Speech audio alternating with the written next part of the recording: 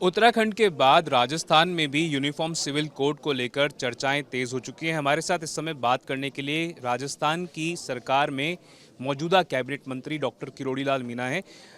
मीणा साहब, किस तरह से आप इस बात को देखते हैं? क्या राजस्थान में जल्द यूनिफॉर्म सिविल कोड को लेकर बिल लाएगी सरकार? देखो, यूनिफॉर्म सिविल कोड यानी कि समान नागरिक संहिता, एक देश में एक कानून, ये हमारे विचार परिवार में है, विचारधारा का हिस्सा है और पार्टी ने का एजेंडा है।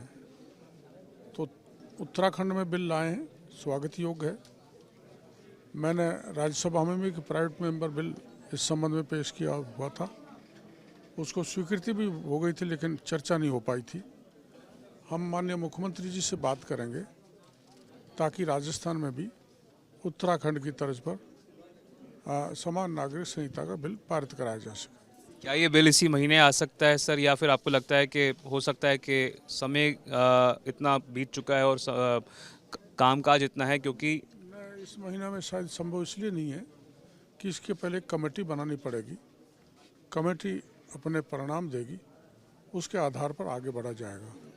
तो हो सकता ट्राइबल कम्युनिटीज़ को बाहर रखा जाएगा क्या सर? आदिवासियों को इस बिल से आपके हिसाब से बाहर रखा जाना चाहिए? आदिवासियों को संविधान में ये प्रोविजन डाला हुआ है, उनको स्पेशल राइट इस मामले में दिए हुए हैं। और जैसा कि आपने उत्तराखंड में देखा है, वहाँ आदिवासियों को इससे बाहर रखा गया है।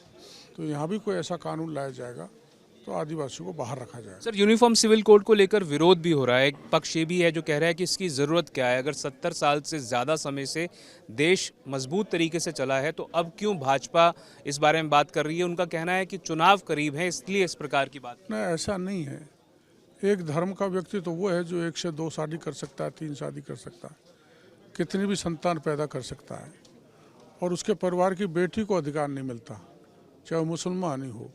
लेकिन इस कानून में बेटी को अधिकार मिलेगा, सेक्स और रेस के आधार पर किसी प्रकार का भेद नहीं होगा। तो डिस्क्रिमिनेशन, भेदभाव दूर करना, ये संविधान का मुख्य वो है। इसलिए संविधान की भावना के अनुकूल ही ये उत्तराखंड में लाया है और उसी अनुकूल हम लाएंगे। इस आरोप के बारे में आपका क्या कहना है कि राजनीतिक रोटियां सेकने के लिए भाजपा इस प्रकार की बात कर? नहीं, जो विरोध कर रहे हैं वो मुसलमानों का भला नहीं कर रहे हैं। बेटी को न्याय मिले, प्रॉपर्टी में साझा मिले, सेक्स रेस के हिसाब से भेदभाव नहीं हो, तो उनको भी इससे बहुत फायदा होगा जो विरोध कर रहे हैं। क्या आपको लगता है लोकसभा चुनाव से पहले पूरे देश में यूनिफॉर्म सिविल कोड लागू हो सकता है?